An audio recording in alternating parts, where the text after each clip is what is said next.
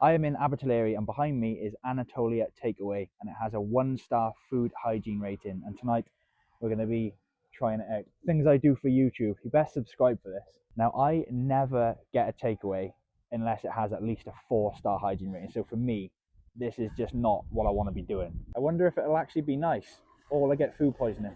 Let's go find out. Oh gosh.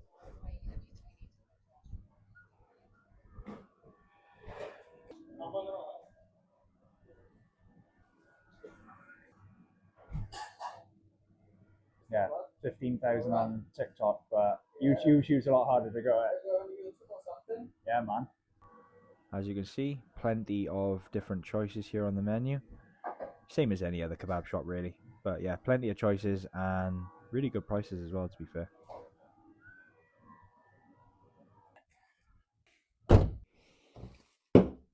Okay, so first of all, I have to say the staff were very, very friendly. I did ask them if I could give them a very quick interview. They kindly declined. They didn't want to be on camera. That's absolutely fine. But they were very friendly. They gave me a free drink because they knew I was filming a video. Mabel, I'm trying to film. Service was very fast. I was literally waiting 4 or 5 minutes for my food. So, yep. Mabel, stop me out when I'm trying to film. She wants her food as well because she can smell mine probably. So, yeah, service was good. Staff were friendly. And basically what they said is that 1-star food hygiene rating doesn't really represent what they are now. They said they've made some positive changes and they're aiming for that to be a 3 or a 4 within the next month. So they basically said to ignore that because since it's been rated at 1, they've made some positive changes and it is going to be going up soon. So that does give me a little bit more confidence. So we're going to have a look at some of the reviews and I'm going to try out the food. So one of the reviews I've seen straight away was from a year ago. Now look at this. Food so bad I wouldn't give it to a starving African child. That is a seriously bad review. Then if we go to one of the newer reviews, it says this. They changed the owner and it's disgusting. Another review from 2 months ago saying the food is always cold when it's delivered, and they say that they don't live far away, but yeah, the food is still cold. Then we've also got a review saying great food, great service, and they've given it a 5-star rating. So there are some good reviews on there as well. So without further ado, let's give the food a go for ourselves, and I'll give it my review. So I went for the Donna meat and chips, and that cost me £8. And already that is a massive portion. So straight away, very, very generous portion there. Cheers.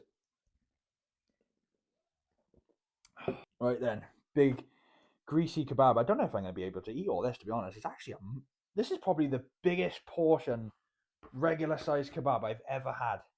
It's massive. Tastes absolutely fine to me. Tastes damn good, to be honest.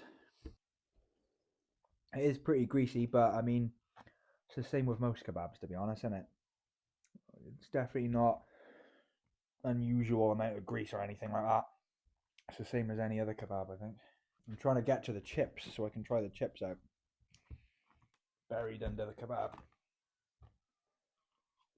I have to go and grab some mayonnaise. I don't know why I didn't ask them to put mayonnaise on. I think I was distracted with the filming that I forgot to ask for mayo. But I've got my own, so it's all good. The chips are definitely not the best. They're quite crunchy and quite like harder than usual. They taste like almost like stale, you know, as if like you've just warmed them up a day later or something like that. But the kebab's absolutely fine. To be fair, the chips are still nice. Don't get me wrong; they're just a little bit harder than usual.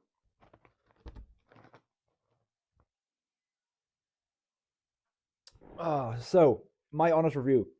By the way, I couldn't finish that. It was too big of a portion, and that leads me on to my first point: portion size. Very generous portion size. If anything is too much, I couldn't finish it. I was hungry, but yeah, I couldn't finish it. So portion size, very good. Staff, very friendly. Location is good. I mean, it's in the centre of Abertillery town.